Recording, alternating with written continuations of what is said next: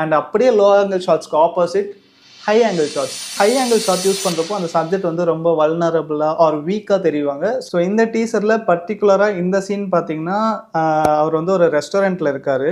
என்னதான் அது வந்து ஒரு ஒயிட் ஷாட் அவரை ஸ்ட்ரெயிட் ஃப்ரேம் பண்ணுற மாதிரி இருந்தாலும் மேலே இருக்கிற அந்த ஒரு ஸ்பேஸ் இருக்குது பார்த்தீங்களா, கீழே அவர் ஹெட்டுலேருந்து அவ்வளோ ஹைட்டு ஸ்பேஸ் கொடுத்துருக்காங்க. அந்த ஒரு வைட் ஃப்ரேமில் அவர் கொஞ்சம் சப்மிஸ் பண்ண மாதிரி இருக்கா. ஸோ இது வந்து கொஞ்சம் ஹை ஆங்கிளில் வச்சுருக்காங்க, ஸ்ட்ரெயிட்டாக வைக்காமல் கொஞ்சம் ஹை ஆங்கிளில் வச்சுருக்காங்க.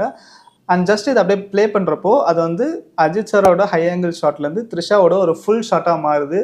சூப்பராக இதை வந்து கம்போஸ் பண்ணி எடுத்திருக்காங்கன்னே சொல்லலாம். அவ்வளோ ஒரு சினிமேட்டிக் விஷயங்கள் இதில் இருக்குது. ஸோ அதில் வந்து 2 பேருமே ஃபோக்கஸில் இருக்காங்க. அதுவும் ஒரு ஒரு சூப்பர் டெக்னிக். ஸோ அது தெரிஞ்சுக்கணுன்னா எக்ஸ்பர்ட் எஃபெக்ட்ஸ் வந்து இந்த வீடியோ வந்து பிரேக் டவுன் பண்ணியிருப்பாங்க.